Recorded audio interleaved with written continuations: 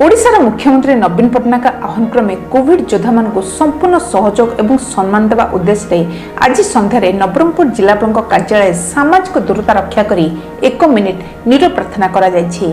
नीरव प्रार्थना पर कोरोना विरोध में लड़ाई मजबूत करने को निजे कोविड नियम पालन करी अन्य मानक सचेतन कराया तथा कोविड योद्धा मानकर त्याग निष्ठा और उत्सर्गीकृत सेवा को उत्साहित कराया कार्यालय अधिकारी और कर्मचारी वृंद शपथ ग्रहण करथिले।